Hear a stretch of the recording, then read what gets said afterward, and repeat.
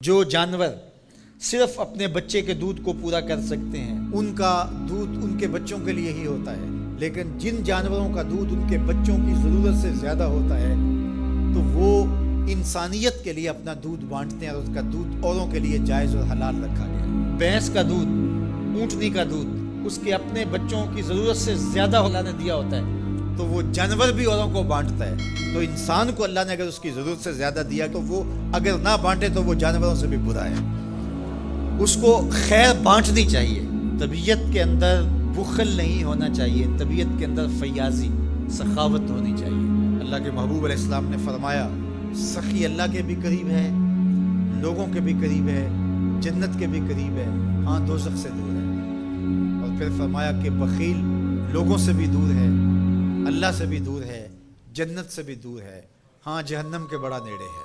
اللہ اگر عطا کرے تو اوروں کو دینا چاہیے۔ شادی شیرازی تو فرماتے ہیں کہ فقیر کی علامت یہ ہے کہ جب اس کو ایک روٹی ملے تو وہ بانٹ کر کے آدھی کسی دوسرے کو دے دیتا ہے اور آدھی خود کھاتا ہے تاکہ اپنے اطراف کے اندر لوگوں کے دکھ اور درد بانٹے جائیں۔ تو اللہ تعالیٰ جل شانہ نے اس شخص کی مذمت کی گھوڑوں کے وصف بیان کر کے، گھوڑوں کی قسمیں کر کے، جو رب کی نعمتوں پر ناشکری کرتا ہے اور ہر وقت اس کا مطمع نظر دنیا ہے، تو کہا یہ عمومی لوگوں کا رویہ ہے کہ وہ ناشکرے ہوتے ہیں، وہ بخیل ہوتے ہیں، وہ ناقدر شناس ہوتے ہیں، تکلیف آئے تو واویلا کرتے ہیں، اللہ کی طرف سے نعمتیں آئیں تو پھر سانپ بن کے بیٹھ جاتے ہیں نعمتوں کے اوپر۔ یہ جو قنوت کا مزاج رکھنے والے لوگ ہیں، اللہ نے فرمایا کہ باہر سے کوئی دلیلیں لانے کی ضرورت نہیں، وَإِنَّهُ عَلَىٰ ذَلِكَ لَشَهِيدٌ۔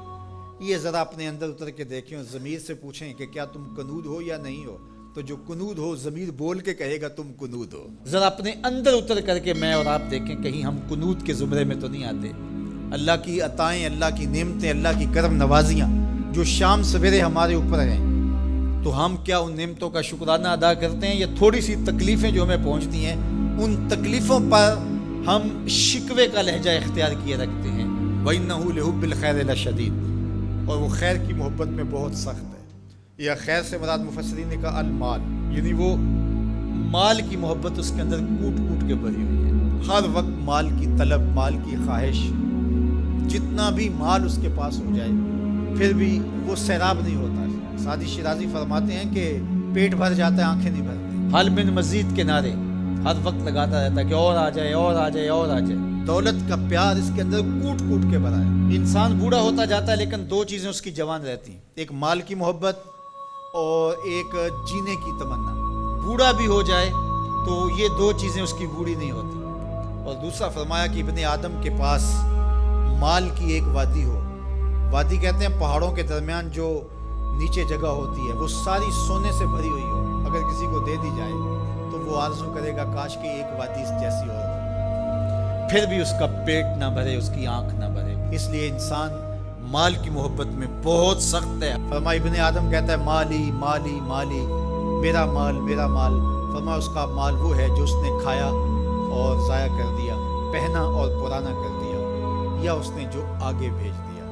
فرمایا باقی اس کا نہیں ہے، باقی وارثوں کا ہے، اور وہ کفن بھی میلا نہیں ہونے دیں گے، بانٹ لیں گے۔ جاندی واری ڈرونا بنے ہوتے، ہاتھ نہ لاندے ڈردے، جنہ لئی تو پاپ کمائے اج کتھے نہیں تیرے کر دے۔ وہ میاں صاحب اپنے لہجے میں بڑی خوبصورت بات کہہ گئے، بہت خوبصورت، کہ بڈھا بہ کے سوچاں سوچے میں مالک ہاں کرتا۔ بڈھا بہ کے سوچاں سوچے میں مالک ہاں کردہ، کر دے بہ کے کرن سلاواں بڈھا کیوں نہیں مرتا۔ تو اپنی زندگی آگے بھیجو۔ حضور تشریف لائے گھر میں، سیدہ عائشہ رضی اللہ تعالیٰ عنہ موجود تھی تو ایک بکری ذبح کی گئی تھی، تو فرمایا کچھ ہے کھانے کے لیے؟ کہا حضور سب بانٹ دیا ہے، ایک دستی باقی بچی ہے۔ حضور نے فرمایا جو بانٹ دیا ہے وہی باقی بچا ہے، جو بانٹ دیا ہے وہی باقی بچا ہے۔ تو جو انسان آگے بھیج دیتا ہے، اللہ کی راہ میں خرچ کر دیتا ہے، لیکن بہرحال یہ تو تھوڑے لوگوں کو راز معلوم ہوتا ہے، اور یہ طبع میں چیز راسخ ہو جائے یہ تو چند لوگوں کا مقصود ہوتی ہے۔ عمومی طور پہ جو رویہ ہے قرآن نے اس کو بیان کیا، وَإِنَّهُ لِحُبِّ الْخَيْرِ لَشَدِيدٌ، بے شک وہ مال کی محبت میں بہت سخت ہے۔